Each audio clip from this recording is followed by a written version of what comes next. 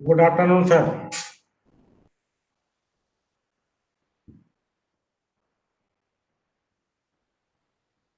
Good afternoon. अभी sir 2 panelist join नहीं किए हैं। कर देंगे, हो जाएंगे। ओके।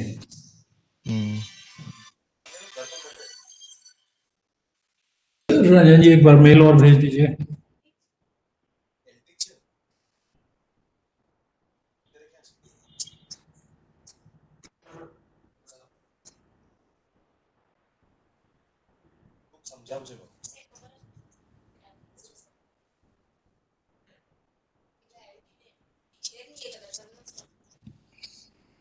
સેમ્પલ મોકલી સેમ્પલ તો મોકલાઈ ગયું છે. કોઈ પ્રોબ્લેમ શું છે?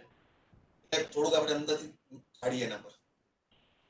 યાર કેટલા સેમ્પલ લીધું તમે પૂછ. કયું? એ ચાર તો ભૂમિને ખબર છે ને. वो बाकी लगे रही क्यों नहीं को? हां नाम अपने भूमिने के चार कौन नहीं एक मैच फॉर्म मैच पूछे છે.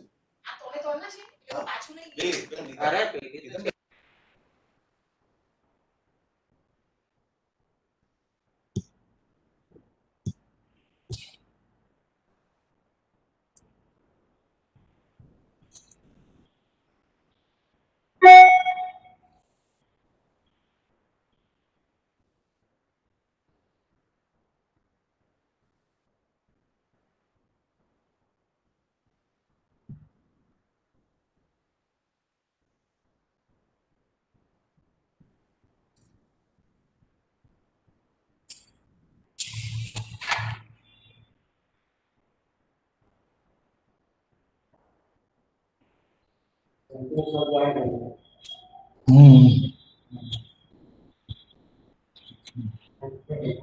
हाँ हाँ गुड आफ्टरनून।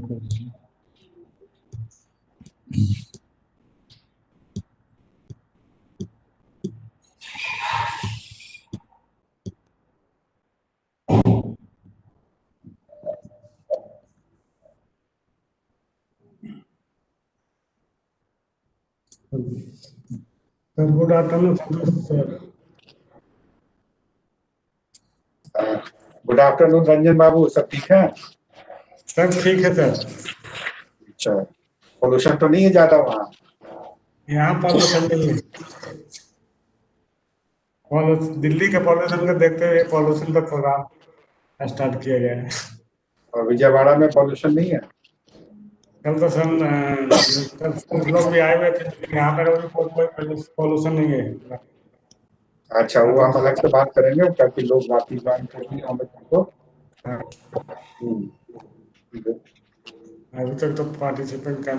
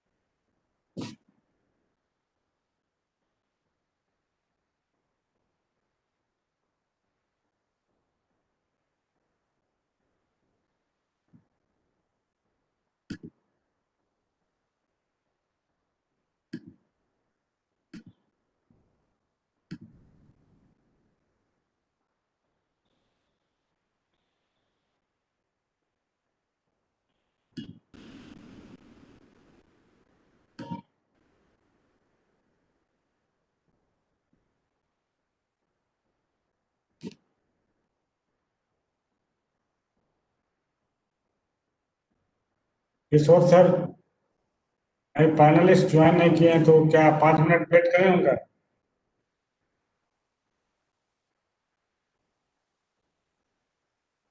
हेलो, क्या कह रहे हो रंजन? नहीं सर, किशोर सर से बोल रहे हैं कि अगर दो पैनलिस्ट अभी ज्वाइन नहीं किए हैं तो उनके लिए 5 मिनट वेट कर लो, 5 मिनट वेट कर लो। जी सर, फोन से फॉलो अप करो। मैं फॉलो कर लेता हूँ।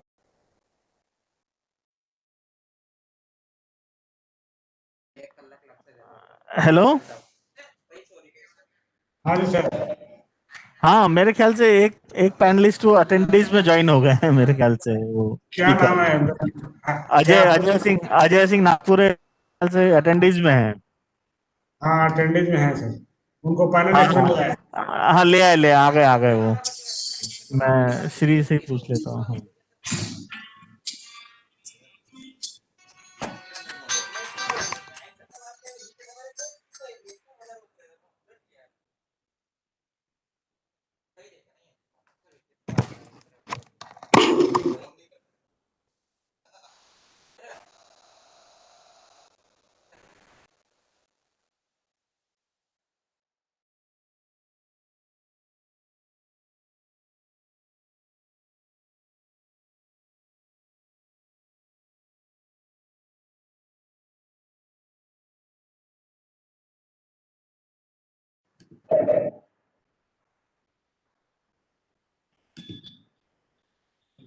सर,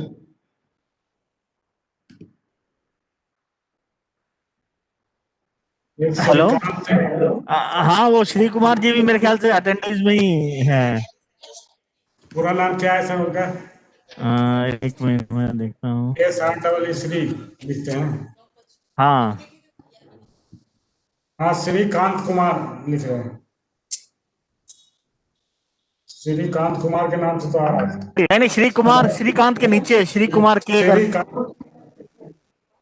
श्री कुमार के करके अच्छा, हैं। श्री कुमार के। हाँ हाँ हाँ है। हाँ हाँ, उनको उनको पैनलिस्ट में है। ठीक है।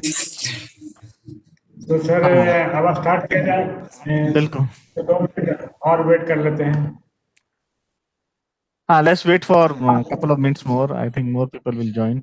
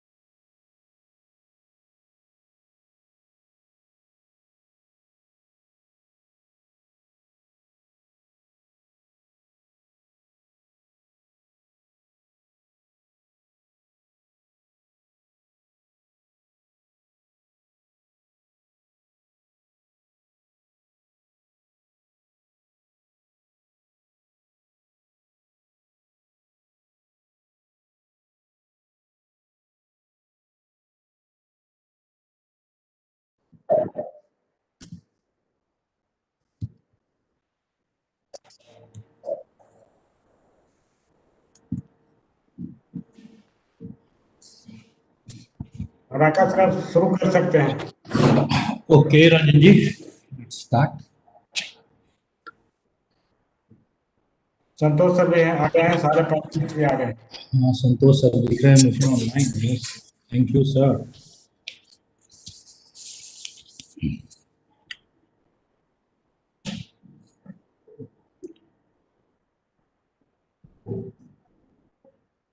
Okay, I think we should start now. Meanwhile, other people will keep joining. So, a very good afternoon to all of you. On behalf of National Institute of Disaster Management and World Research Institute, I welcome all the participants, our eminent speakers here today on this very important topic we are discussing today is air pollution and its effect on children's health. And before that, let me start the program formally by thanking Major General Manoj Kumar Bindal, our Executive Director, National Institute of Disaster Management, and Professor Santosh Kumar, who is the head of the Child-Centric Disaster Risk Reduction Center, NIDM, and who is here present with us today. And also I would like to extend my thanks to Dr. Ajay Singh Nagpure, who is Head Air Pollution in WRI India, and Mr. Sri Kumar, Head Integrated Team Transport WRI India, who are our eminent speakers today. And also I would like to thank our co-coordinators of the program, Dr. Kishore Wankhede, who is manager at WRI India, and Mr. Ranjan Kumar, program associate, CCDRR MID. So all of us know that air pollution, and those who are living in the metropolitans are well aware of the situation nowadays, specifically during winter times when there is the entire country or the worldwide people enjoying fog. Metropolitan population is forced to experience smoke. And more to that, I would like to share with you that every day around 93% of world's children under the age of 15 years, that constitute about 1.8 billion children, breathe air that is so polluted that it puts their health and development at serious risk. And tragically, many of them die. World Health Organization estimates that in year 2016, around 6 lakh children died due to acute lower respiratory infections caused by polluted air. And also, it has been evident that when women are pregnant and the babies are in womb, and if that ladies are exposed to polluted air, they are more likely to give birth premature children who are small and have low birth weight. Air pollution also impacts neurodevelopment and cognitive ability and can trigger the serious diseases like asthma and also cancer. Children who have been exposed to high level of air pollution may be at greater risk of chronic diseases such as cardiovascular diseases later in life. So these are a few things that really points out that why this topic, a particular topic, is very important. And air pollution affects neurodevelopment, we all know, leading to low cognitive test outcomes, negatively affecting mental health and motor development, and damaging children's lung function, and etc., etc., etc. And that problem heightens in middle income countries, and the data says that 98% of all children under 5 years of age are exposed to PM 2.5 level above air quality. And in that comparison, in high-income countries, 52% of children under 5 are exposed to the same level of air pollutants, that is PM 2.5. Overall, 40% of the world population, which includes 1 billion children under age of 15, is exposed to high levels of household air pollution from mainly cooking. That will be surprising. That is a surprising data. And that cooking with polluting technologies and fuels. So there will be much more. I won't like to take a lot of time because our eminent speakers are here. And before that, let me invite Professor Santosh Kumar from the National Institute of Disaster Management, who is heading the Governance Inclusive Disaster Risk Reduction Center in the NIDM, and also the head of the Child-Centric Disaster Risk Reduction Center. Professor Santosh has been associated with the very core of the establishment of DRR in this country, from the very grassroots level to the apex level, being a core brain in developing of Disaster Management Act 2005, and after that disaster management policy in 2009, and thereafter continuously contributing in a lot many policy level interventions. So Professor Santosh would be more able, and right now he is breathing in the Delhi air, so that will be a feel. Also, we will listen that how they are handling the situation, and year after year, what is the how is the outcome? And we have seen during COVID-19, all of a sudden, that is also a very important point. I would like that our experts would also like to mention that during COVID-19, when the entire country was into the closure and transportation and everything came to an halt, and after that, all of a sudden, the environment took a breath and it was clean and clear and everything. And many people claim that from the Uttar Pradesh, they can see the mountains in Himalaya and this and that. And suddenly, after reopening, and it's hardly 2 or 3 months, 4 months, everything has come back to life. And even after that, Delhi specifically is facing so much air pollution problem. That is a matter of concern, and how we are going to address that. So before that, Professor Santosh sir, your time now. We would like to listen your views about the topic, and also what you think, how we can handle this situation. Thank you, Dr. Raka and Mr. Ranjan Kumar from our team. It's a very kind of opportune time to share our experience as a kind of a victim, not as an expert.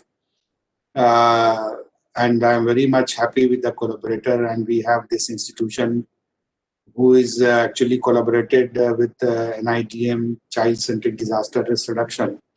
So today is the time that we will learn from them that how, as a victim, we can recover from this, or because state of living in Delhi and the lifestyle which we have, and what Dr. Raka said, that pre-COVID, pre-lockdown, lockdown, and the post-lockdown. Three different kind of a scenario which we had, and how children actually get affected with this. I remember one article which had come in the Times of India. One expatriate was working in India. He was posted in Delhi, and he was constantly engaged with the consultation with the doctor. He had 3 children, and all 3 were suffering from different kind of a ailment. And despite of connecting from all the doctors of the world in India also, they were not able to recover. So, and then what happened when he, during the Christmas time, he went, he had a chance to go back to his home, and that is that he was coming from Europe. So when he went there, and after 10 days, he found that no one is suffering from any ailment.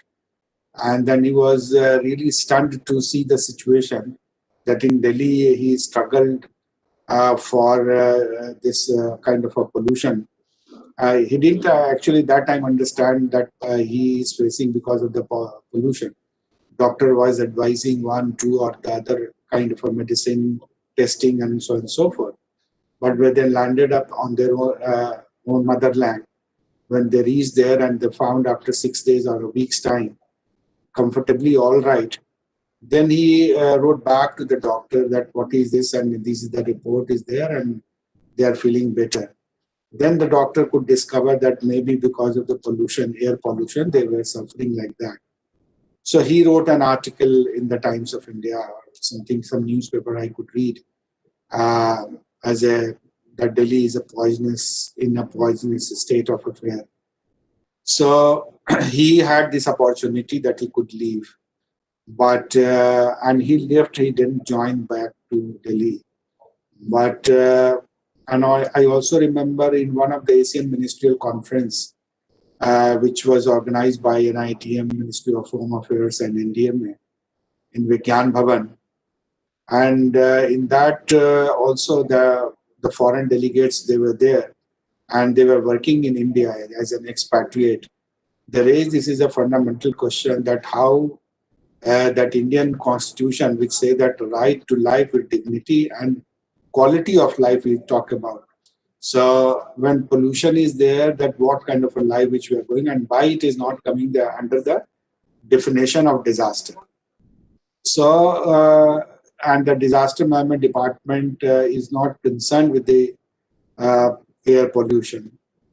So what we are realizing that whether we call it a carbon emission, whether we talk about climate change, whether we talk about deforestation, the idea is that we are all have become Kalidas and we are sitting on that same branch and cutting that branch.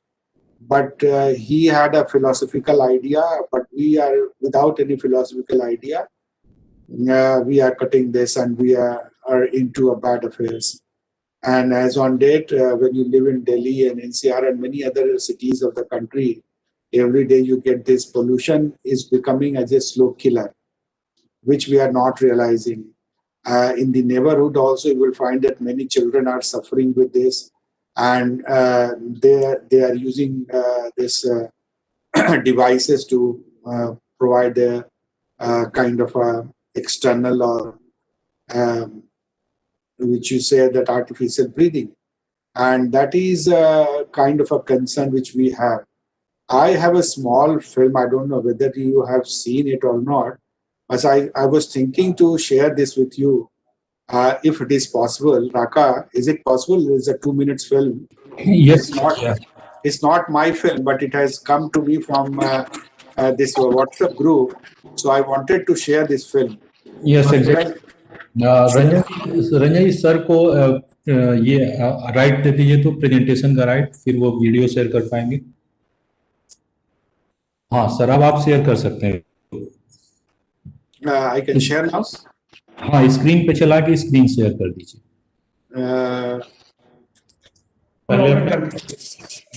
Is it visible now? हाँ sir, आ गया. Screen पे play कर दीजिए.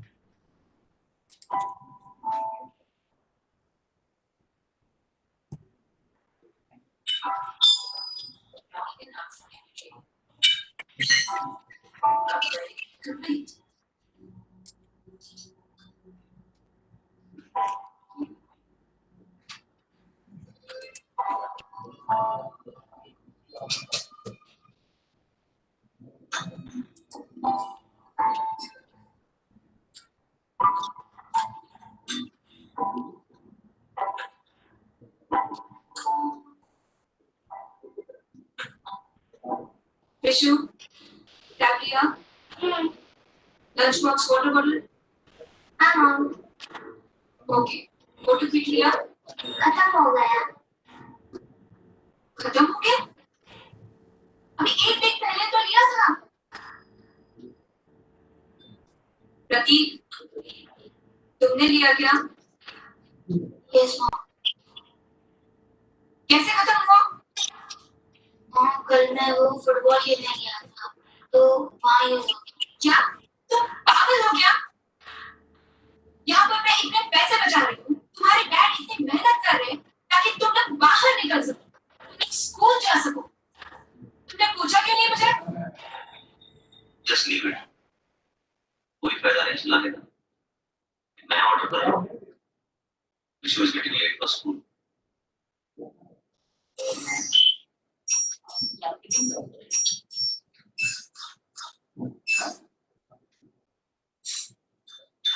How irresponsible, Pradeep.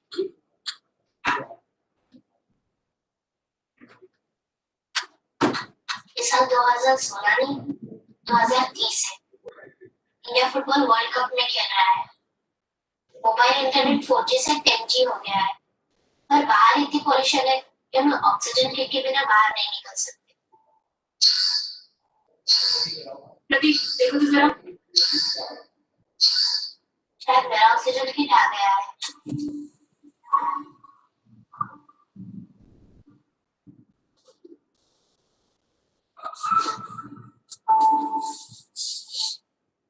अगर आपने तभी pollution रोका होता तो आज मैं जब चाहूँ घर से बाहर निकल सकती. और मेरे डैड ईयर्स के नहीं लगते. Yes, me. He is 38. ये मेरी लाइफ है और आपकी होने वाली.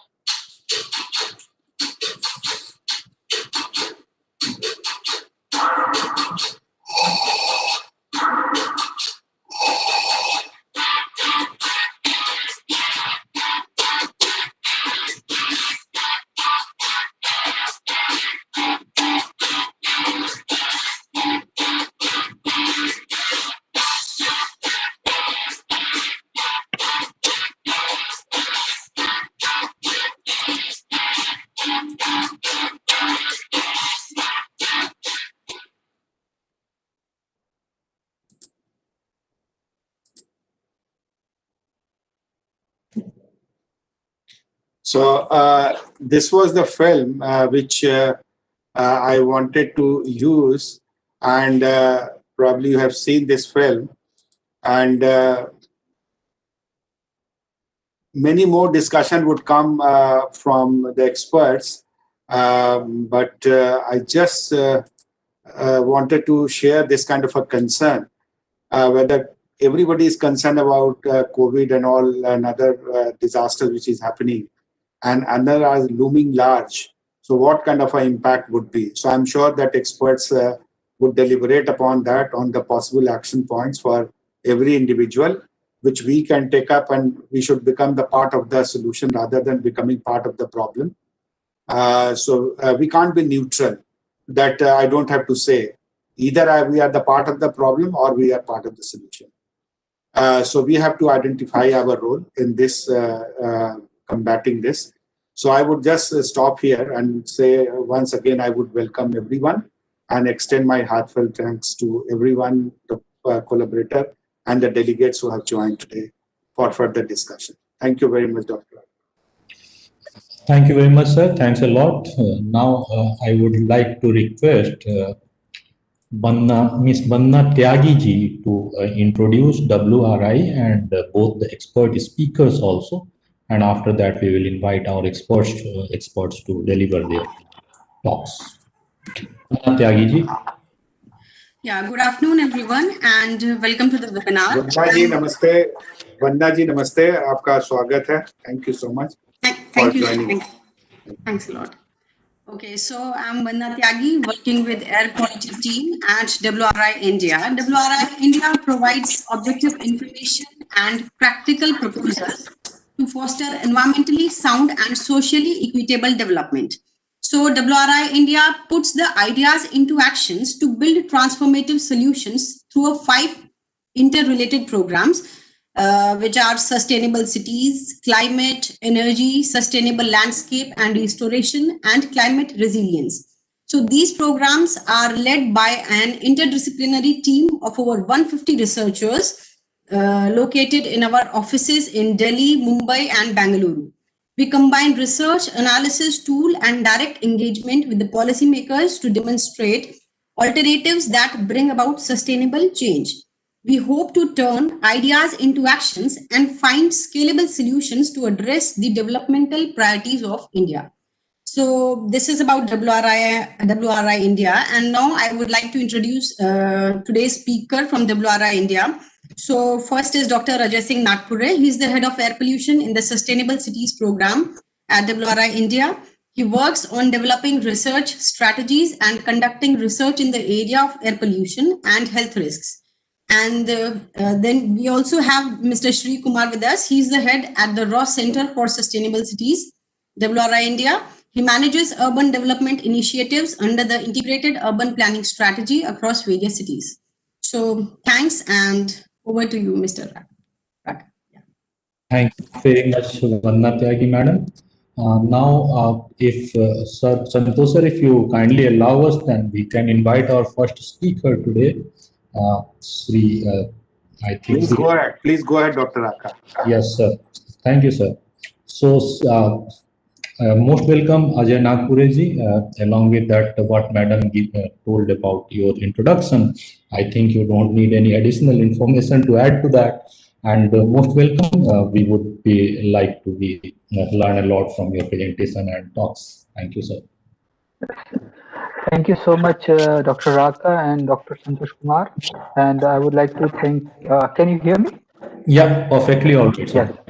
So I would like to thank you, thanks National Institute of Disaster Management for inviting us for this important topic. You know that because we all are suffering for air pollution, especially our children and elders, and we all have those people in our family. So therefore, it is very important for all of us to think about this problem and work together to make the air pollution clean for our children and our elders. So first, I would like to start with this slide because generally when we talk about the air pollution and we say that these are the air pollution, so we generally have this particulate matter and in our mind, because most of the time when we hear the news about like what is the air pollution, so they generally is nowadays everybody is talking about the particulate matter. But particulate matter is not only the pollution. There are several pollutants which are affecting our kids, especially the particulate matter and NOx, nitrogen dioxide. So there are two types of pollutant in our atmosphere where we are living in our surrounding.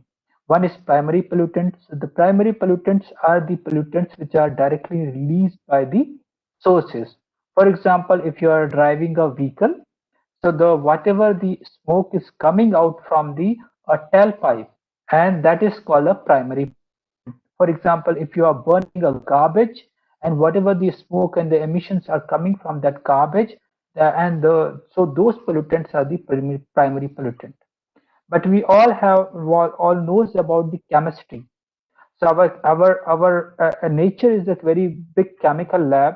So when these pollutants goes into the many of these pollutants goes into the other pollutant goes into the atmosphere, they also create other pollutants. So the all the secondary pollutants or secondary pollution. So now I think right now we are only talking about the primary pollution and but I think now this is the time that we need to think about when we are talking about the kids. So we need to think about both primary and the secondary pollution and their solution. So there are many common pollutants which are affecting our kids and even every one of us.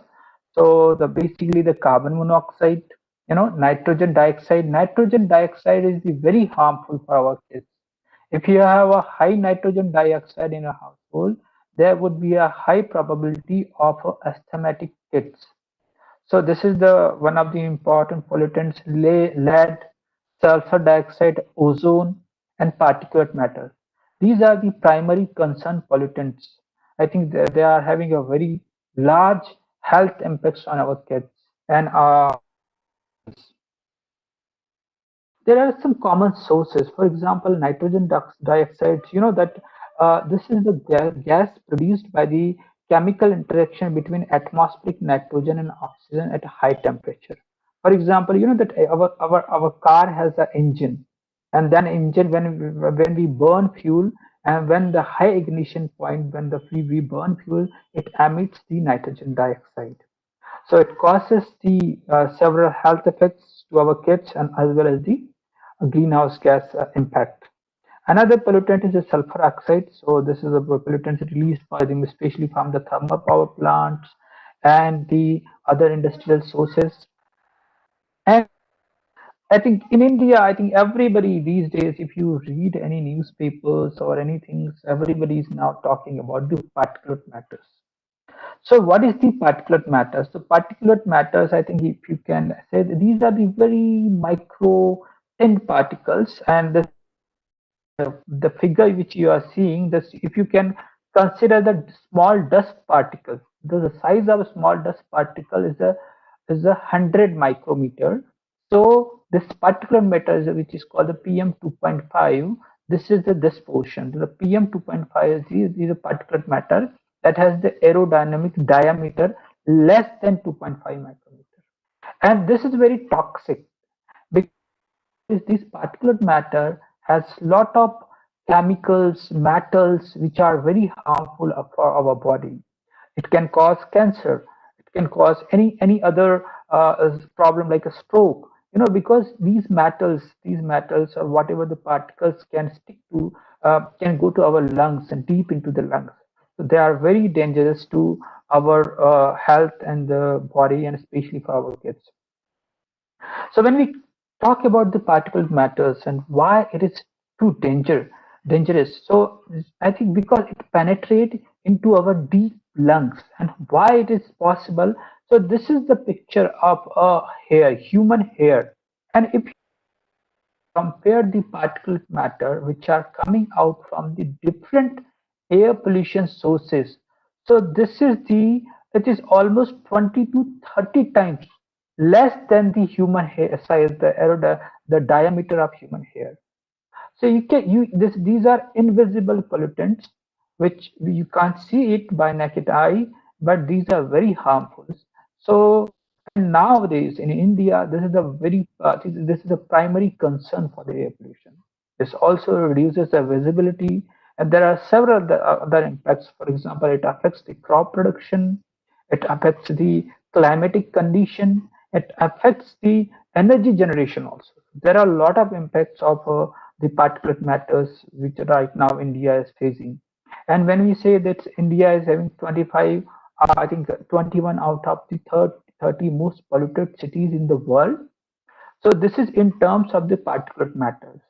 So the government bodies are measuring the particulate matters in the monitoring stations, and I think the globally all these measurement was compiled and collected, and that after that there is a comparison in between the different monitoring station, and what we are finding, what the global organization are finding, that India has the highest numbers of the cities with the highest PM 2.5 level. And this is the case when we have a limited number of monitoring stations. I think there are some cities which are not showing into this list. It doesn't mean that those cities are not highly polluted, because those cities are not having a monitoring data. So the based on the whatever the monitoring data available, about 21 cities of our country are in the top 30 list of the most polluted cities of the world. Another important pollutant with respect to the health is ozone. So we all knows about the ozone. So because you know that ozone protect us from the ultraviolet radiation of the sun, but that is our friend ozone, because that protect us from the ultraviolet radiation. That ozone is called the tropospheric ozone. But there is another ozone, that is the stratospheric ozone. So when I said that our nature is a chemical lab, so whatever we release into this nature, there is something chemical reaction going on. So this stratospheric ozone, it creates a lot of problem, you know. So so with the chemical reactions, these the status I think with different chemical reaction, there is the generation of ozone on the ground, the stratosphere where we live, and that causes the heat and other health impacts.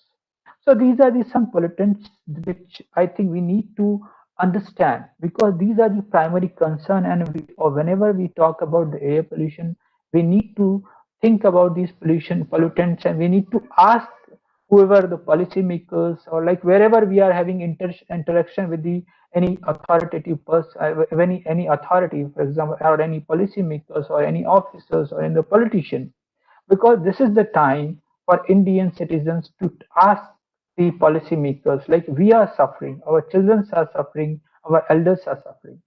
So I think who are more affected to the air pollution.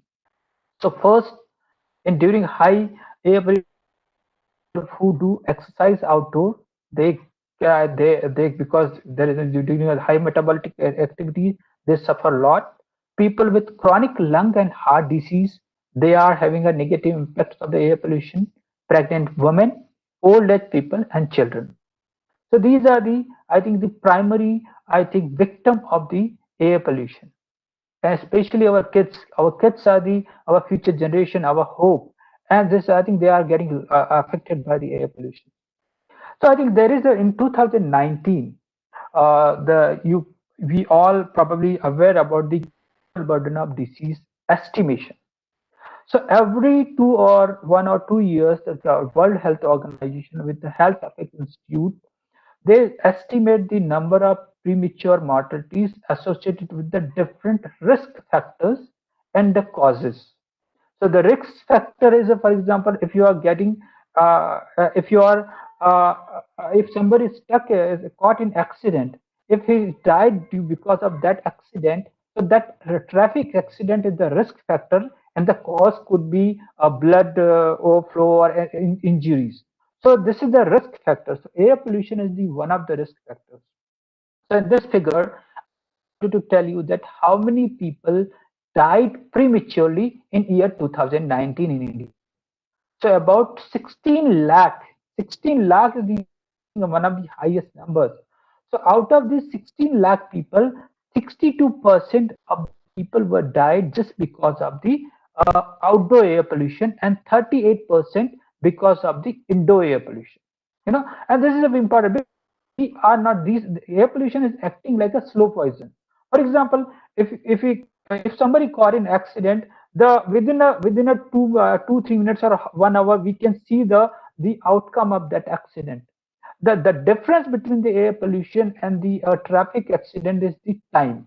In the case of the air pollution, the time is 1 year, 2 year, 3 years. That's it. But that is also causing a fatal, a very dangerous impact on the human health. That's very important thing. So the only difference in between the traffic accident and the air pollution is the time. That is the traffic accident is having a or limited time, but air pollution is having 2-3 years. But the impacts or the effects are almost same. So in terms of the age-wise, if you see the age-wise premature mortalities in India in 2019, based on the World Health Organization estimation, 13 children with age from 1 to 13 years. So 10% of our kids died prematurely because of the air pollution in India. And about 69 old age people, which are 60 plus years, and the about 16% are the middle age, and 5% are the young age people, like 25 to 44 years. So this is the age-wise distribution I have made, because just to know that age-wise premature mortalities. You can see that this portion is from this red to this yellow.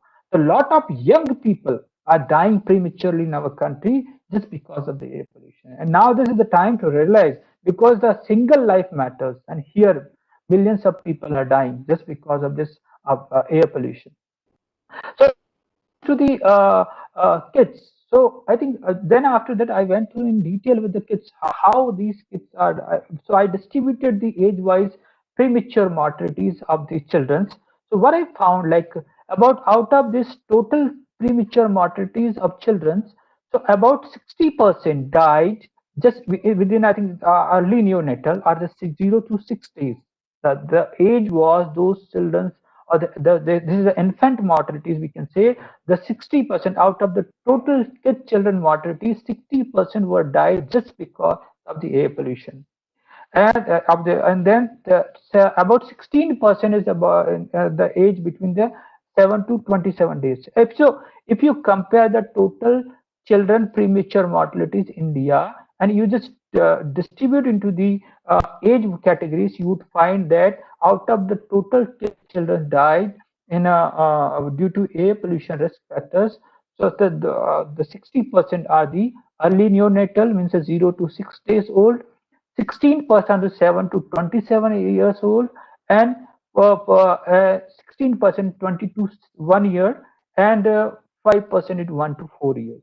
So this is how air pollution is affecting the different age of the children. And this is a huge number, this is a huge number. So about, I think we are having more than about 2 lakh kids, I think 1 to 2 lakh kids dying prematurely because of the indoor and outdoor air pollution in India. And why we are not realizing it? Because we are not seeing it.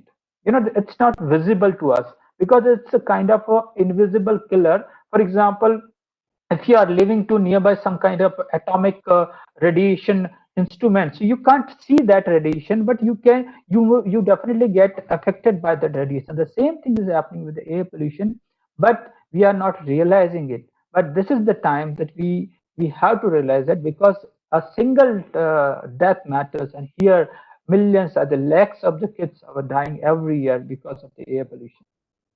So I think, so I said in the beginning, so this is the WHO estimation, though the estimation was this is the estimation. So many times we say that, oh, we do not believe on the estimation.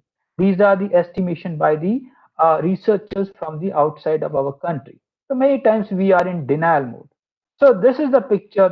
These are the graphs which I am from our hospital, the outpatient department of the respiratory ward of one of the hospital of Delhi.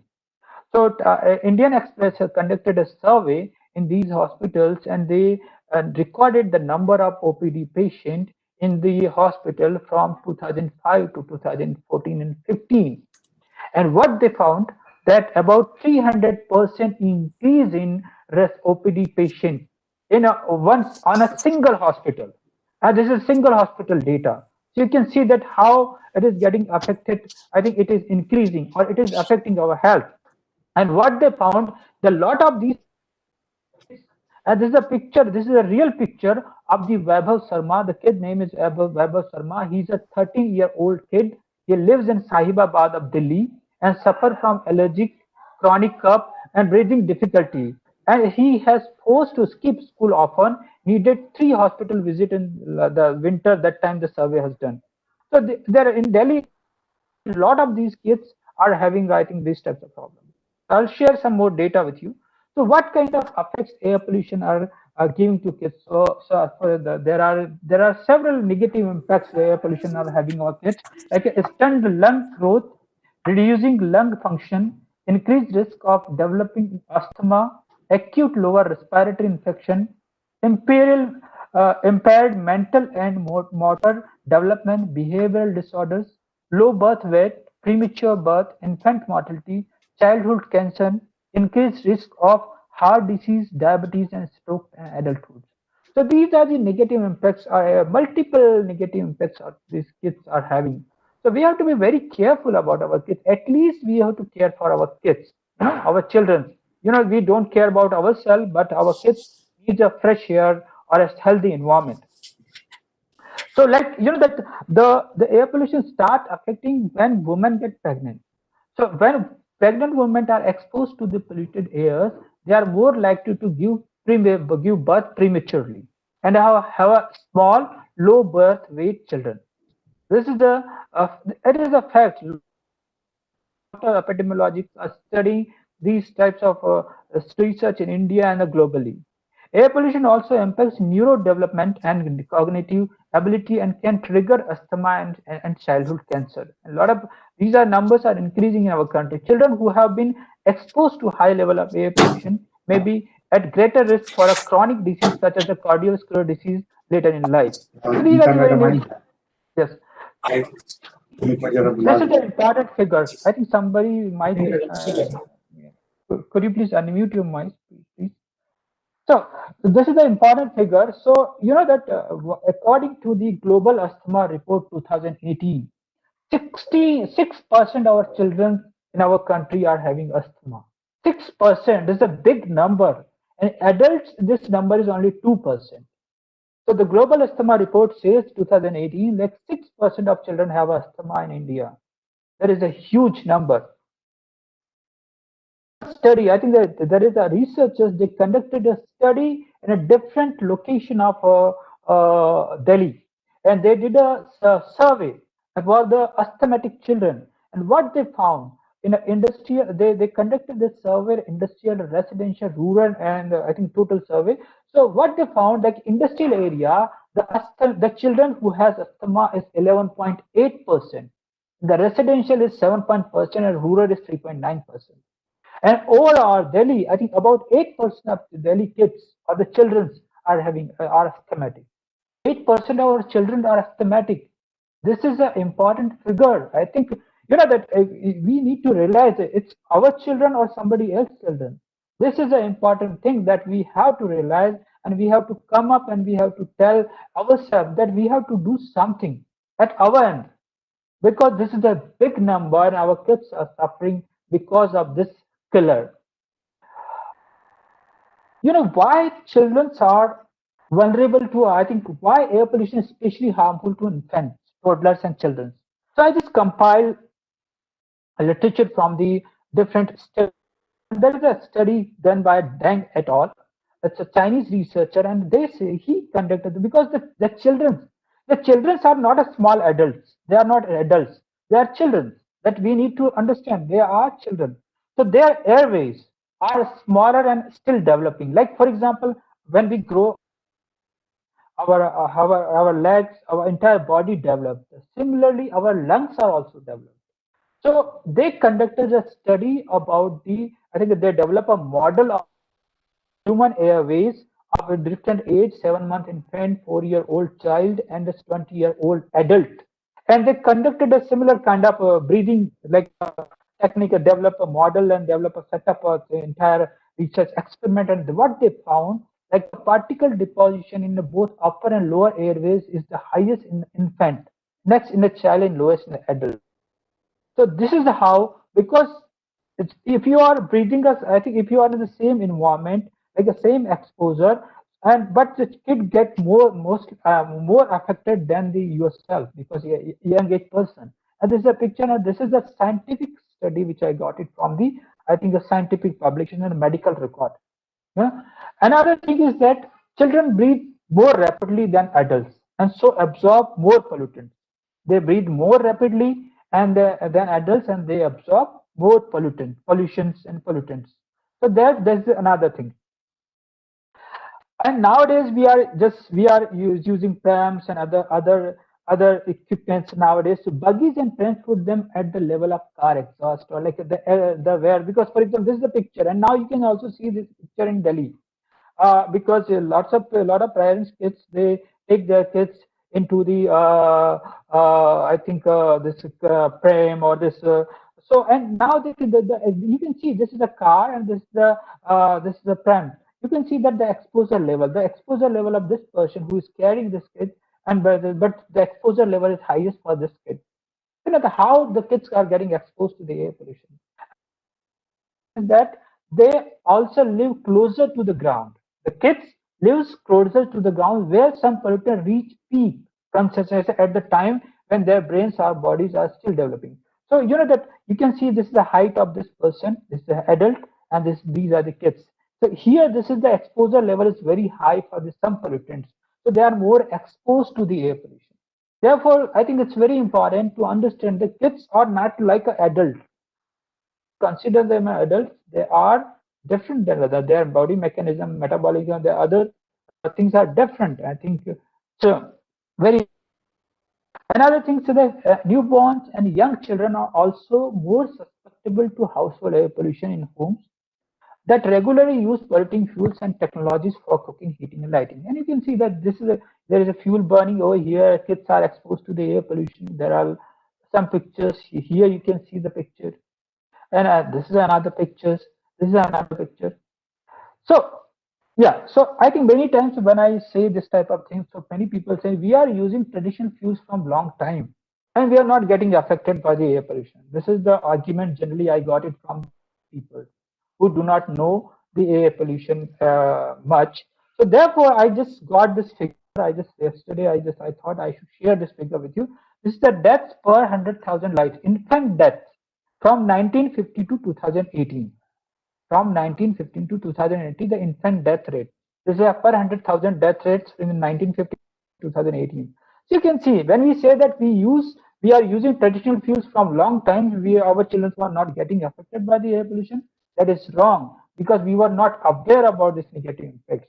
So now with time we have got better infrastructure. You can see infant mortalities are decreasing. And the 1950s when most of the people are using biomass for the cooking fuel and other things, so they are more exposed to the air pollution and other variables. But now this is decreasing. What does it mean? That they are affected by the traditional fuel use and other variables. I think, and now when things are improving, the children infant mortalities are also decreasing. So you can't argue with that, Dali, because we are using traditional fuels. Because I saw many times this type of discussion. So what is the solution? So I think that's an important thing. So what are the solutions? Because we generally discuss about the problems. There are two types of solutions. One solution is for the people who are the policymakers, who are the government bodies, who are working for the cities, or who are working for the environment, who are working for the environment, our country. So and for us also, this is also, so I think we need to ask whenever we get a chance to interact with the people or interact with the scientific communities or the policy makers or the politician or somebody else, we need to understand the major sources of air pollution. Because we need if you want to improve the thing, we need to measure it first. Because after measurement, we can see that what are the biggest air pollution sources, and how we can work together to mitigate the air pollution. Because our thinking, our words can make a difference. If we all can start talking together, it would definitely going to make a difference. And this is happening in our country. So first, we need to understand the major sources of air pollution. So I think I just wanted to share that this is the whole India air pollution contribution for a PM 2.5. So you can see that industry and power plants and the biomass for a cooking are the major sources of air pollution in 2015. So these are the air pollution sources and which government and other peoples are working on for the policy making. And this webinar is the example of that kind of awareness and that we all want to improve the air quality. So another thing is that there are different solutions for the air pollution mitigations. Like first, I think as a few example, a few things I would request you all to please, if you are using a biomass, if you are already having a LPG in your household, and if you are still using the biomass for some other cooking purpose or something else, please stop it because it affects your kids. It affects your cognitive behavior with kids. So I would request you to please stop it. So, and other than what we can do at the individual level, so just to protect our kids from the rising air pollution, I think we must have a one air quality monitoring app in our mobile. So like, for example, we are having a lot of useless app in our mobiles, like some social media or some anything. I think we must have one app for the air quality, air quality index app. So whenever we would like to send our kids to outside for the playing, we need to see that what is the air quality level in the city or in the nearby station. So if we see the air quality level is unhealthy or so then we should not allow our kids to go out. Whenever the things are good and moderate, then we can say our kids, please, you can play. Otherwise, I think stop your kids to doing outdoor activities during this unhealthy or dirty air pollution episodes. Another thing is that avoid smoking during pregnancy. I think smoking and avoid exposure to any kind of air pollution source during the pregnancy. Make sure your child does not breathe in a cigarette or any other smokes after they are born. By giving up smoking yourself and avoiding a smoking environment, it would protect your kids from the. I think this would have a long-term impact on your kids' health. And many times, I think if you are going into the, I think it's walk rather than drive whenever possible. On a busy street, exposure to air pollution can be worse inside a car than it is outside. Because you know that if you are in cold chamber and the smoke came inside your car, the exposure level is high in the car as compared to the outside. So that is another thing. Uh, if you want to other product, find out where your local pollution hotspots are. So I think if you are living in a particular city, you must understand which are the air pollution hotspots. So whenever going, just avoid those routes. Avoid those routes. If you're walking or cycling, avoid those worst pollution area. Better to use quieter street where there is less traffic, but you may take a time, but I think it would protect your health. So this is a very important thing. And keep your home well aired, the windows open and other things, because if air pollution comes in India, if there is a high air pollution indoor, you would get a more exposure. So just keep your air more aired, proper ventilation to your home, and stay home. The best practice during high air pollution days is stay home, because it affects you. I think it protects you from the outdoor air pollution. And so I think try to make your kids inside during the high air pollution, especially in the winter. And eat nutritious food, and drink plenty of fruits during the good amount of fruits intake is advised for the kids, as it helps to flush out toxins from their body. Also, we need to ensure that our kids' immune system is well nourished. Hence, we need to introduce fruits and vegetables rich in vitamin A, C, omega fatty acids in their diets. Give you nutritious diets and good fruits to your kids. And during winter time, use humidifier at home. Dry and polluted air is the major cause of many problems in young ones, from nasal infection to sore throat and allergies. Having a humidifier at home helps to create the best condition for your child health and well-being by restoring. So these are some solutions at the your end, And with this slide, I will stop. Thank you so much for your attention. Thank you very much, Sri Ajay Nagpureji. It was really a wonderful presentation. You, in a very few slides, you have shown that what are the reasons for air pollution and how specifically children are being affected, and what are the ways by which we can reduce the impact of polluted air on lifestyle of children. And it was really striking to learn that in year 2019 there are 16 lakh premature deaths, and neonatal death is 92%. Specifically, the highest is 0 to within a week. Just within a week after the birth, 60% of children die because of this air pollution out of that entire the data you have shown us. And it's really policymakers have to think a lot of identifying the major sources and how the technology and the policy has to go combined to handle this situation of air, rapidly polluting air. And along with that, without taking much time, first of all, I would like to invite our next expert speakers, Sri Kumar ji, Sri Kumar K. Yes. Yeah. Ranjan ji, can you transfer? Yeah. Share my screen. Now you are the presenter, Sri Kumar ji.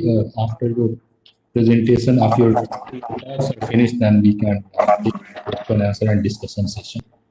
Sure. Thanks.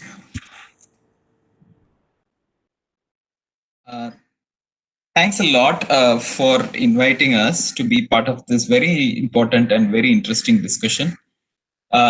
It's quite indeed kind of an important situation when we are talking about this, especially thinking about more about children and also the current situation in Indian cities. So Dr. Ajay has covered a lot. So I'm going to do kind of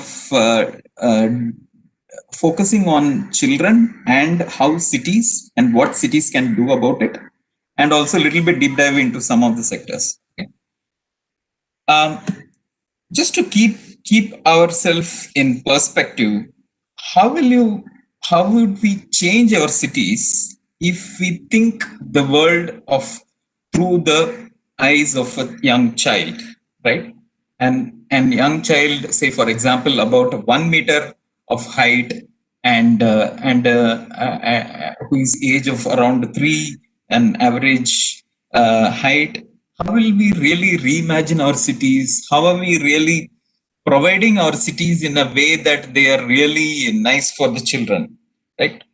So if we look at the exposure point of view, specifically about for young children, the one main thing aspect is that their exposure level is quite different from the case of adults, and they're very unique also because the surface area which are very close to them is much higher. Because of the height, there is a whole lot of other pollutants are also very close to them.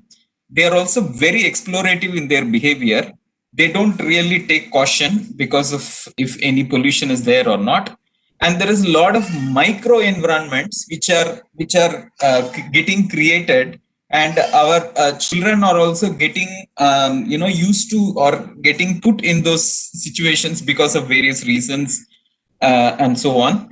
And children do not understand danger, and they also have a long latency period. We all grew up in a much lesser polluted environment. Now our children are really getting exposed to this in a very young age, and their exposure to disease is going to be really long, and it's going to be a long latency period ahead. So just specifically a little bit more about breathing of young children and how it is different, right? So young children breathe almost 40 times a minute, whereas adult breathe around 12 to 20 times, and therefore they intake two to three times of polluted air than the adults. Okay. At the same time, this is also the time when their lung development is happening slowly, and also there is a whole lot of irreversible kind of toxic which is getting kind of deposited in their system. Right? It's not just the lungs, and then because the lungs is not enough developed, the toxic components can get added with the blood, and through the blood it can reach the brain, and it can deposit in the brain, that their long-term development of the brain can be really hampered. Right? So young children have a much larger lung surface in proportion to the weight of the adults than the adults, the proportional weight of their body, and therefore their air proportion is much higher, and they're exposed to especially the black carbon exhaust is also very high. Already Dr. Ajay already spoke about. So now these also, not just the young children, also have a very big impact on the fetus. Between the there's a high level of particulate matter exposure at fetal state can cross a lot of preterm delivery, low birth weight, and also in long term several other complications. Now, India, we have 1/5 children of the world. Okay, we have the most number of children in the world. We have a great responsibility, that means, right? But at the same time, there are 8.1 million children who are especially this young age group, who are very, very susceptible. They're also living in slums. Right? Huge numbers of them are living in slums, in congested situations where there is no opportunity to get away from the polluted cooking and so on in their inner spaces, and they spend a lot of time on the streets, and the streets are also polluted a lot. So it's a big concern. Now, a lot of children are also homeless, which is also a major concern. Now, the global burden of disease in 2013 already said that every 3 minutes a child dies in India because of toxic pollutants. If we look at the health impact of the air pollution by and large across the age groups, you will see that the highest impact is among the older age groups and also on the very young age groups. So the early neonatal, in the first few months of birth, that is where also the number of deaths which are happening are also really high. So that means if we are not taking care at that particular target group, then we are having a big our strategies are not really focused for the future generation, right? Now, where is this happening across the globe? It is predominantly South Asia and Africa, right? Sub-Saharan Africa especially. So we see that, especially in Indian context, we have a huge contribution in this part of the the deaths attributed to air pollution among babies, especially babies, the very newly born children. And so there, as Dr. Ajay said, the contribution of household air pollution is really high. At the same time, the PM 2.5 is also considerably high. So the way we are developing our cities, the managing our cities, how we are putting rules and regulations in our cities have a very direct impact on the life of our very young children. This number also has been already spoken about. These are so many newborns. 116,000 newborns died only in 2019. Now, it is not just young children. It is also young children, especially, are not on their own. They are always along with the caregiver. And the caregiver decides where they go, what activities they do, and therefore they cannot be separated. And therefore they are together getting exposed to, because they cannot be separated, they are getting each other's the burden of chance of exposure, right? So especially like Dr. Ajay spoke about cooking as an activity which is really affecting children. Especially this is a case here, and this is not only that, but also going outside and getting exposed to air quality, because the caregiver need to go, and to certain areas the caregiver works. The caregiver need to go on a daily basis to certain places where the children should not be going. So that is also very important. Our strategies, if you are not looking at this point of view, then we may not be really concentrating on the real answer. So now, what actually cities can do? Very important about when we talk about young children is the neighborhood-based approach. Is because most of the children from their home, they are going to do their most daily activities within this radius of say 500 to 600 meter of radius from their house, or maybe 800 meter or maximum 1 kilometer. Most of our children are doing most of their activities, say going for school or tuition class, or going, or if young children, they're going to Anganwadis or going to garden or doing some little shopping along with the caregiver, coming back, health facility, bus stops, the interface spaces, all of these are very much happening within this scale of a neighborhood. So therefore, there is a great opportunity to really reimagine our cities by rethinking neighborhoods. Okay, so this is also a very important and interesting approach, because neighborhood can become a module of development where we will work one neighborhood. If we can really demonstrate, then that can be replicated across the rest of the city by scaling up. Now, a lot of things have been spoken about how to go ahead with this. What should the cities be doing? First thing is to understand what is the current situation and why, how, and to measuring the air quality. So there's a lot of these technologies available. Many of us are aware here, but at the same time, I would like you to see the variations which are available. There is a whole lot of these technologies can be done by at a personal level, very individual. Every individual can actually do to really sophisticated ones, for which we need a lot of capital to have a systematic monitoring. So if we can really doing this, these are some of the maps in some of the European cities, but this is really becoming a culture of really capturing this air quality data across the areas of the cities by various volunteers and so on. So these kind of aggregated data, which is collected over various times in a day, various seasons, so on, is really important to helping us to really understand which are the areas are those red spots, and where and why it is happening, and also and what is the best time for me to go. If we can actually predict what air quality now, therefore we can predict our decisions. And in many of the Western countries and the cities, this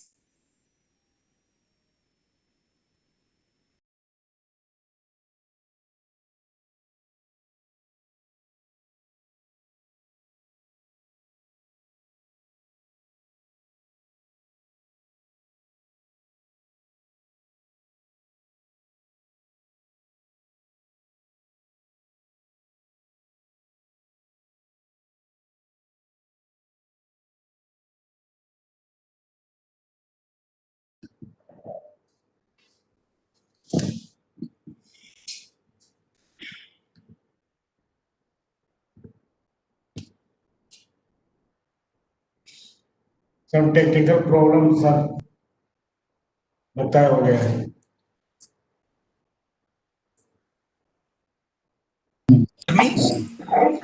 Shri Kumar ji, आपका voice बीच में गायब हो गया था. You can hear now? हाँ, अभी ठीक है. Perfect. Okay. Thank you. So if we consider this context of a child walking to school in a neighborhood, what are the type of data we will collect, and what is the role of the data? How will we use it for decision making? Okay. So if I'm a school, what is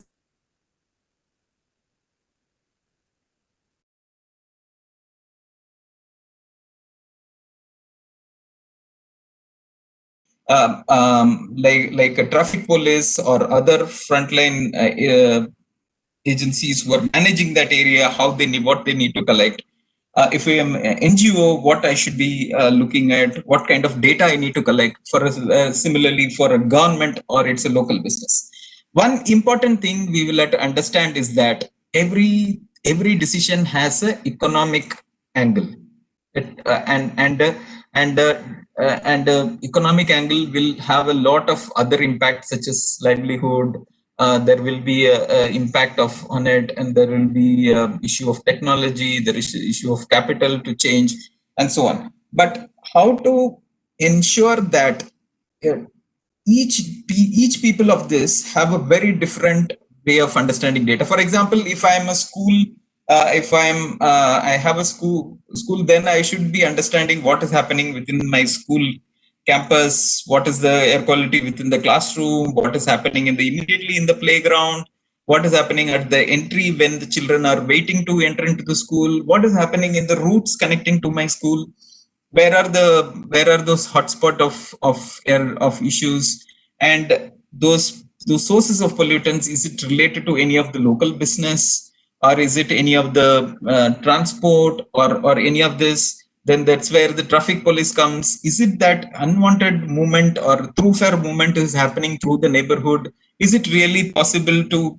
ensure that there is can be a different way of managing traffic in the neighborhood so that it's more better for better air quality for the residents, and so on. So there is a very different kind of data which is required for each of the stakeholders, and we need to have a kind of our own creativity to frame those and make develop those arguments to help decision making. Now, there are a whole lot of approaches. There's a great emerging body of knowledge around this. There is a whole lot of strategies and policies and action plans required at the regional level, city level, and so on. But at the same time, we also need to have a very specific targeted approach for children-oriented areas. Okay, so that's why we're talking about this neighborhood. If we, because while the entire ambient air is important, this targeted approach are also really important where children are because they're the most vulnerable. So just as an example of this overall, what cities are doing in terms of looking at the overall approach, city level, regional level approach. City of London has taken up very interesting and lot of efforts in the recent years on putting high price on polluting vehicles, and they have ensured that they're conducting audits of air quality in schools, nurseries, and so on to ensure that what solution can be done in those areas. They are taking up ultra low emission zones in the city center where they have decided that they found that a lot of the free traffic, especially the delivery traffic to the central areas of London, are causing the biggest air quality problem. So now they are ensuring that if these trips can be clubbed together, there can be more ways of reducing vehicular kilometers traveled in the central area, so that actually there can be more shared transport and shared fleet activities, therefore reducing this kind of transport and making a better air quality. There's a huge investment into the sustainable transport. For example, there is also very strict laws, and for example, people idle the engine even while, so that is charged under heavy fine in London right now. So these are interesting new things, but at the same time, this is another important case of Copenhagen, where they did a very detailed effort of actually understanding a street by street, understanding the air quality sensors and particulate matter and all the indicators to really understand the mapping of it. And then they really looked at in the neighborhoods where children are going and how children are getting exposed to this. So children are going to childcare institutions, playgrounds, and parks and gardens in their local areas, and they really mapped that. And in those areas, they really went and checked on the air quality. They overlaid the layer of air quality and children presence, the number of children in a public space. And then when they put this together, they came up with the strategies how to reduce exposure for young children, especially how to create this green infrastructure and a system of barriers, and how to clean the air through this spaces of green intervention, and also have reducing activities such as parking, removing thoroughfare traffic, and so on. So you will see that in the on the left side is the before situation, before this project was done, and on the right side you can see after. And they have really uh, uh,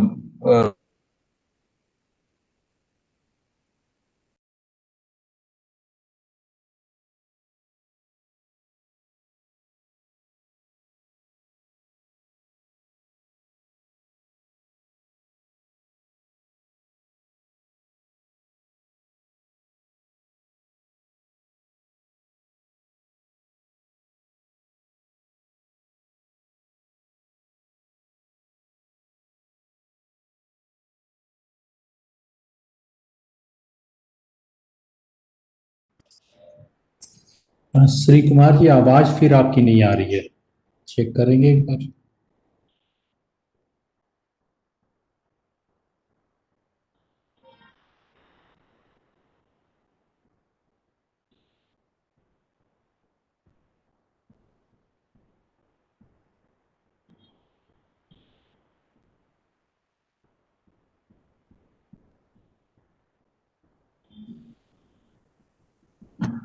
you can hear now? Yes, now it's all right. Okay, sorry about that. I think unexpectedly there's a network problem. Okay, so I'll quickly go on and so there is a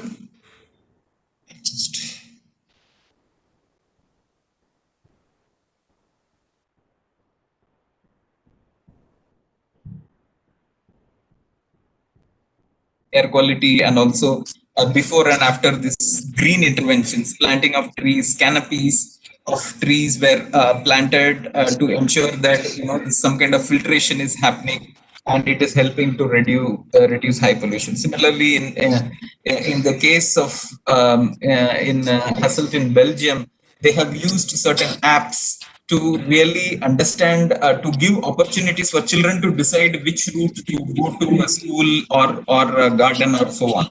So at any given time, there is a kind of this monitoring, air quality monitoring is happening, and the app provides you multiple options of routes to have less exposure to pollution on their way.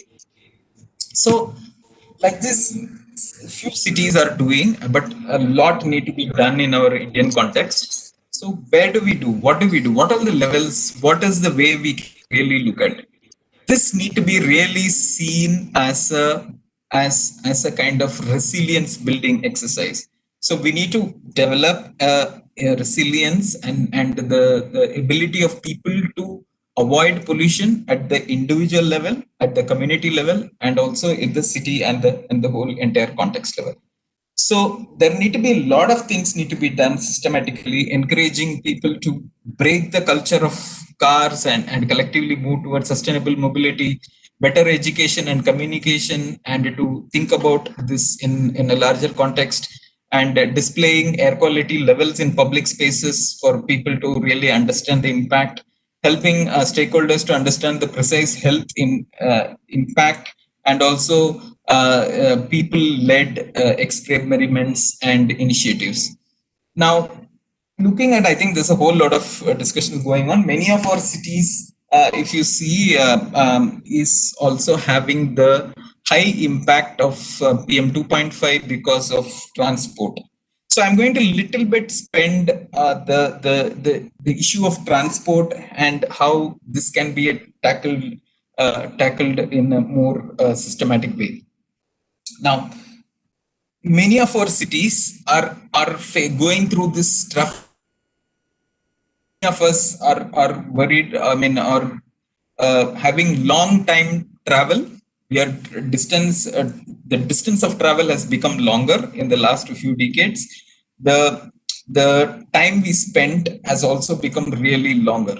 So the congestion, traffic congestion, which happens in the roads, are also directly relating to vehicular emission, and also it is increasing the degradation in air quality. Therefore, very important to think about going forward. Think about how to have more compact cities, how to have avoid urban sprawl, and how to reduce this vehicular kilometer traveled, and therefore reducing traffic congestion. So one is that we need to look at this large compact urban areas, but at the same time how to move towards more sustainable means of transport. Therefore, we really reduce congestion.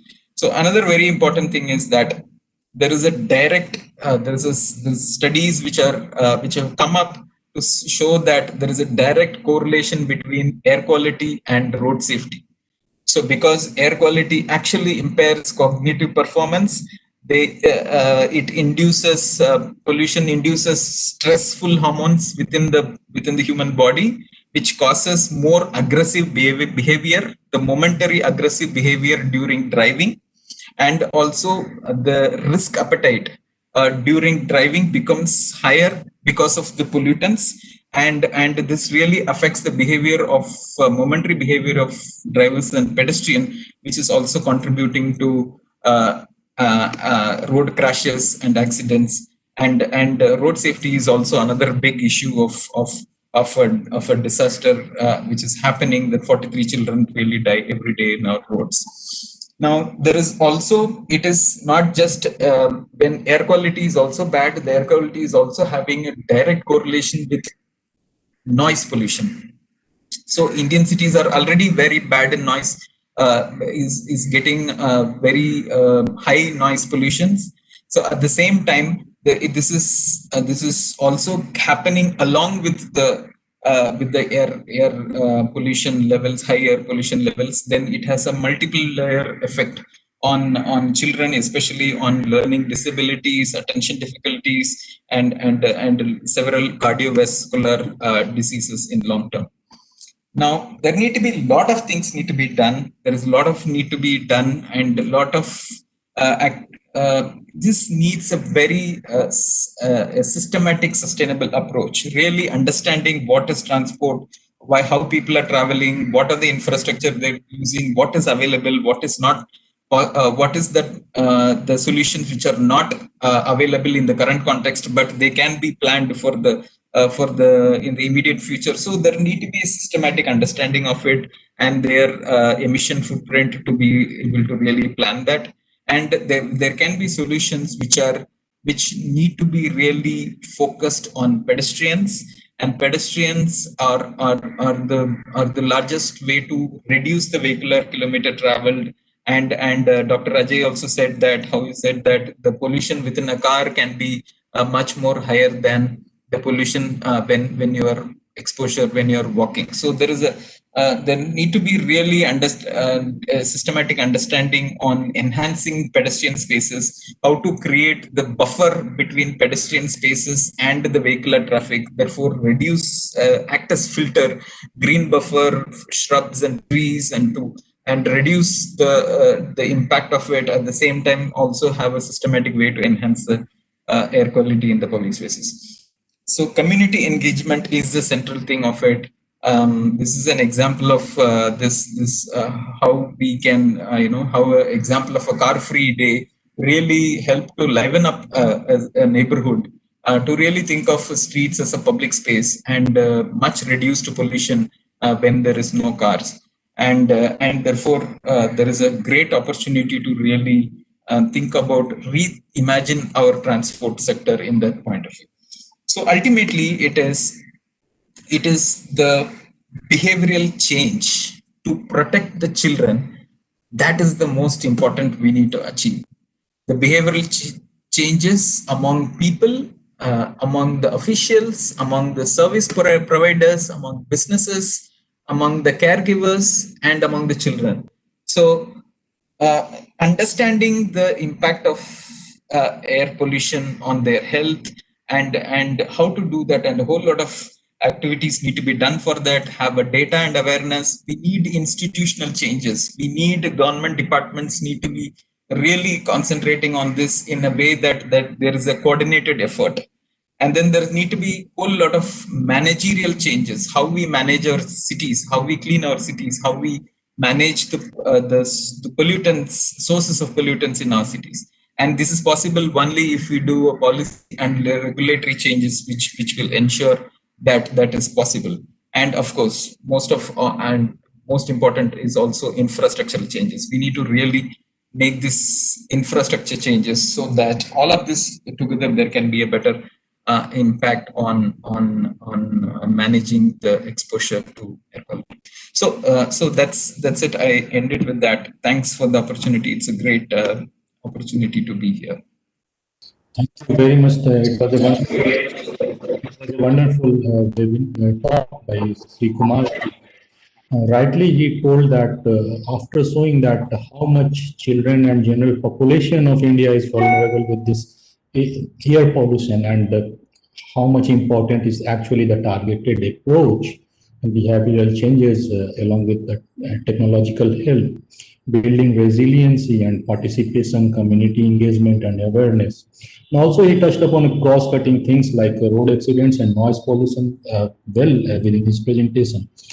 And rightly that policies and investments supporting cleaner transport and energy efficient housing, power generation, industry, and better municipal waste management can effectively reduce key sources of ambient air pollution.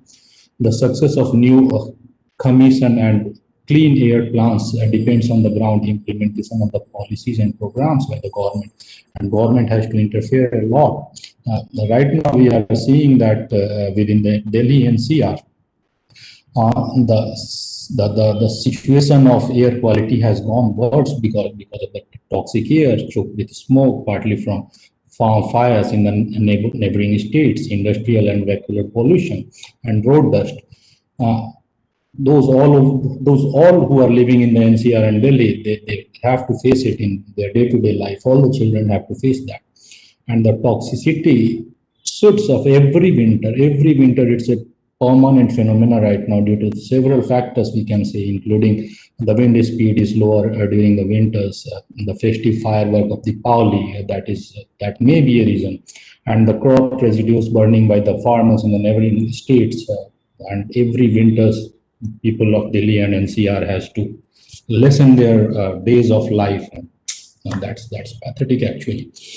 And accordingly, see, looking at the raising concerns of air pollution in NCR also, the center has set up a permanent commission to monitor the air quality in New Delhi and in its adjoining area. And the main purpose of the commission was to improve the air quality in NCR and adjoining areas. And in 2019, Government of India also launched the National Clean Air Program with tentative national target of 20 to 30% reduction in PM 2.5 and PM 10 concentration by year 2024. And it has identified and listed 122 non-attainment cities spread across 29 states and 9 UTs, Union Territories. And cities listed under this NCAP have to submit city-specific clean air action plan for ground implementation. So looking at all those things, since our eminent Professor Santosh Kumar is here, see sir, we understand that it's a cross-cutting theme directly not into the ambit of disaster management.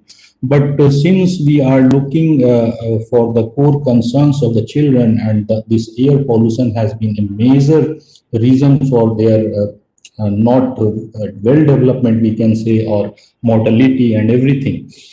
So this is one of the area where we have to focus. And actually how disaster management, apart from this taking it as only as a cross-cutting theme, how disaster management actually plays a very aggressive role into handling this problem and situation, sir. So we would like to listen Professor Santosh Kumar, and I'll request him to conclude the talk also, because I don't see any questions right now, sir, on the platform. Most of the chat box, I can see most of the whatever we have received, that is what will be. There are a few questions. So let's go first of all with a few questions. Experts are here, and after that I'll request Santosh sir you to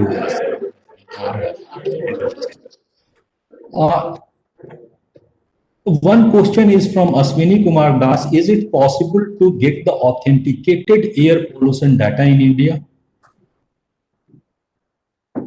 Any of the expert, whoever willing to answer this question, go ahead. Yes, I think definitely there are. I think India has a lot of improvement. India has a lot of improvement during last 1 or 2 decades. So we are improving our database, and now you can get the lot of authenticated data, especially the air pollution level. So, and there are a lot of apps also providing the online continuous air quality monitoring data. That is another leading question for that. What will be the time interval for collecting such data? No, I think it depends on like for what purpose we are collecting the data. Is it for like an individual purpose, or it's academic research, or any other things that we need to? If it is for academic research, and it depends on the data. For example, every day government is collecting the data. You can collect the 1 day data, 2 day data, 1 month data. Like in Delhi, we are having 39 monitoring stations. You can collect the entire data for the whole year, or 2 years, 10 years. You can analyze the data. We have the data. Sir, there are a few more questions I am taking. Is there any changes in the hereditary strength of children because of this air pollution? This is a question by K. Nagarajan. And what are the effects of air pollution of children living in streets and sophisticated homes? The difference between that, can that be explained? So I think the heredity and genetic things, I think doctors would be the better person, I think, to answer. And in terms of the street children and the children from the high socioeconomic income group, there is a lot of difference in between the health risk and the premature mortalities. And the thing is that we do not have the enough data, so it's hard to distinguish. But definitely, the street children are more vulnerable. They are more susceptible to the air pollution and other environmental and infrastructure risk factors. Thank you, Ajay. Dr. Ajay, thanks a lot for well explaining the concerns of our audience participants. Now I would like to invite Professor Santosh Kumar to sum up the entire talks with the perspective of disaster risk management in India. Sir. Thank you, Dr. Aka. All those presentations were very, very effective and raising a lot of concerns in terms of, and when we talk about disaster management and whether we have a symbiotic relationship between disaster and also the pollution or not. If you look at the National Disaster Management Act 2005 and definition of disaster, there no category have been given. It's very open-ended definition, which says that if you read all the words which have been used in that definition, that impact on the human lives and the property and goes beyond the local capacity, the management. Even if you take these, irrespective of whatever the reason may be, irrespective whether it's coming from the natural activities, human-induced activities, whatever the reason may be, but if people are getting affected and the property of the people are affected, then it should be considered as disaster. This is one way. Now, how professional defines that is an issue. We have a state disaster authority, national disaster authority, and how what kind of interactions which we have with the NGT, National Green Tribunal, State Green Tribunal, and they are there.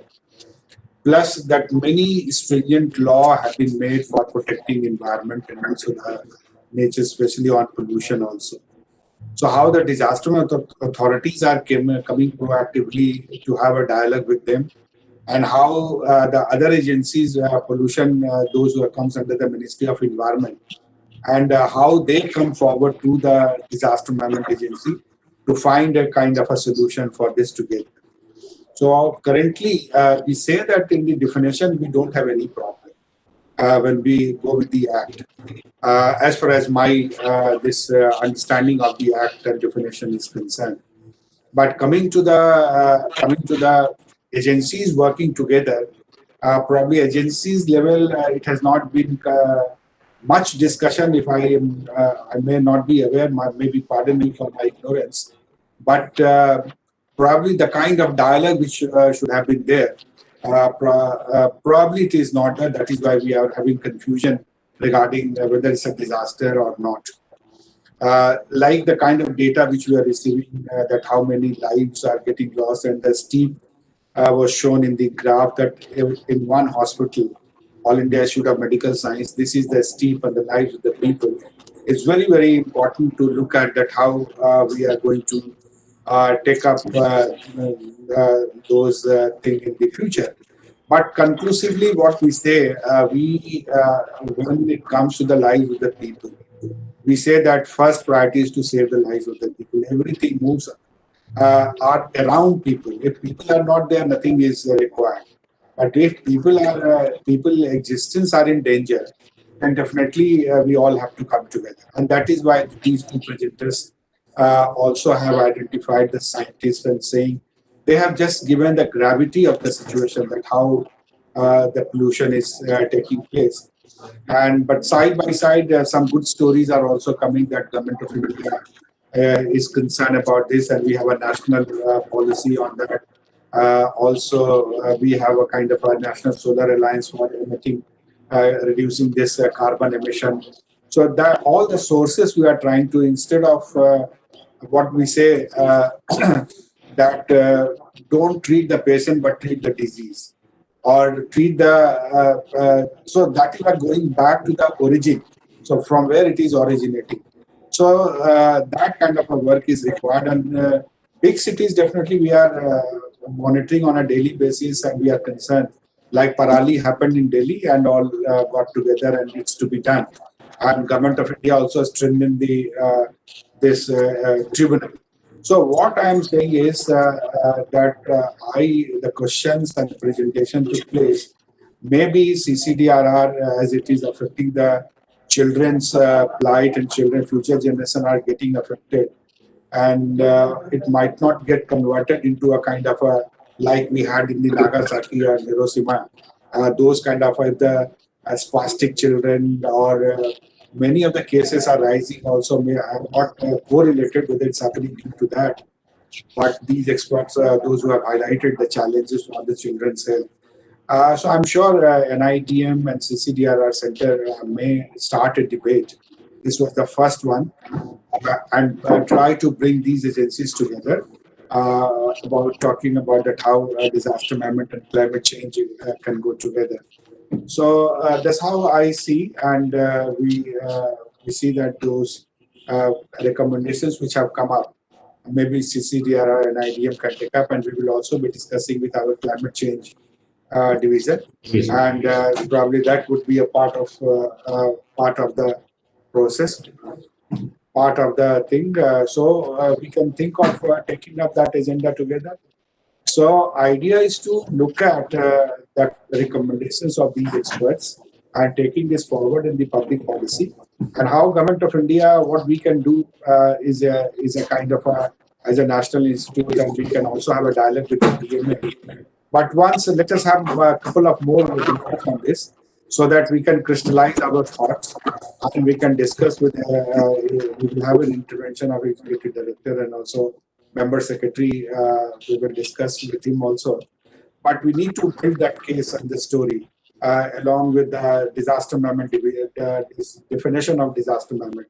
So when we club together, and those who are heading, currently National Green Tribunal is headed by member is also KJ Ramesh.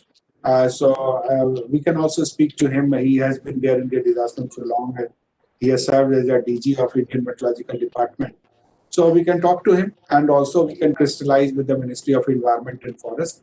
So overall, what we see this one in that the presentations, if you have said me to kind of summarize, I will just say 2-3 things in the summary. That one, yes, this is to be considered for the definition of disaster management, and these two agencies should start working together. That pollution, all the tribunal of those who are dealing with pollution should come on one platform with the disaster management. And if anything is to be, how these two can work together. And the third is when it is life-threatening, and we are saying that in the disaster, public health is very, very important. So it's also to bring public health people also on the board. And then we will talk to the industry. We have a association with SOCM, FICCI, and so that we can talk to the industries as well, that how we can solve this problem together. It should not remain confined to Ministry of Home Affairs only, but it should go to the other also, large number of partners and citizens engagement. That would be very, very important. And how the medical preparedness would go. And when I was seeing that the presentation made, large number of children are coming into that, falling into that trap. Very nicely explained that how lungs capacity gets deteriorated over a period of time. So with this, I think for us, takeaway is this, that we start looking at more webinars and crystallizing our thoughts for taking up with the disaster management.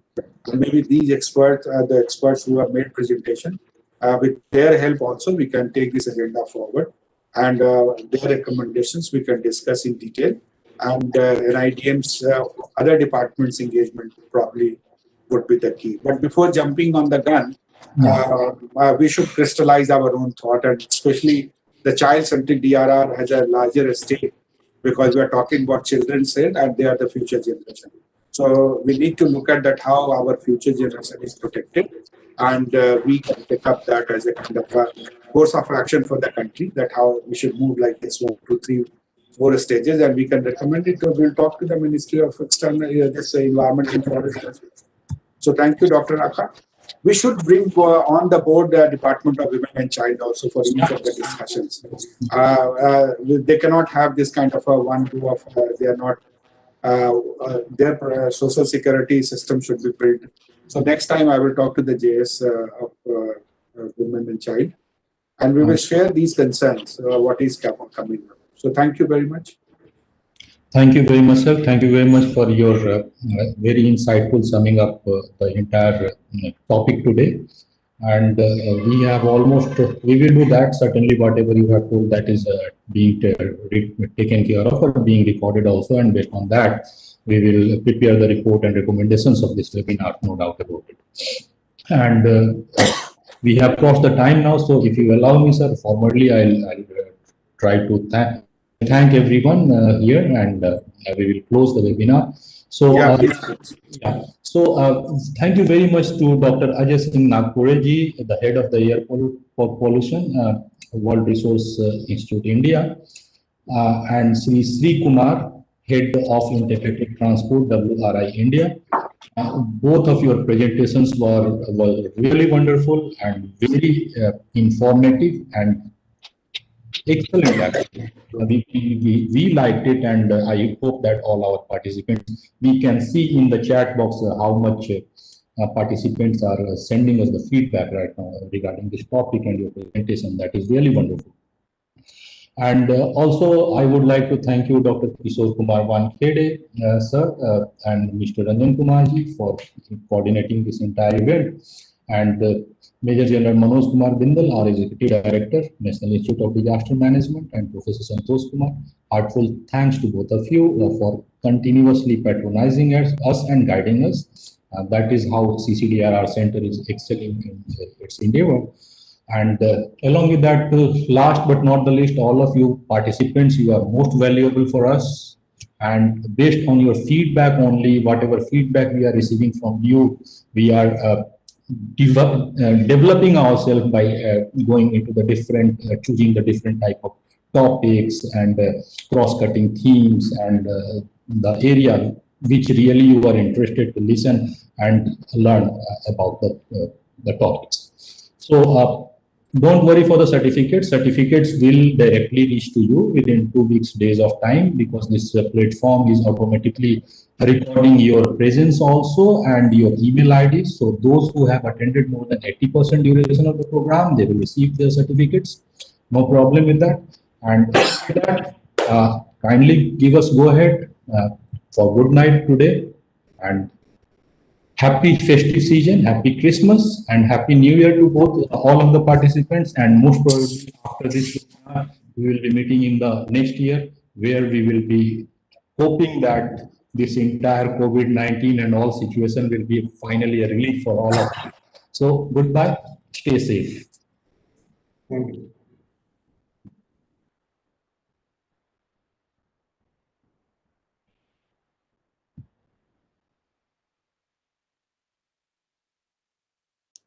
Thank you.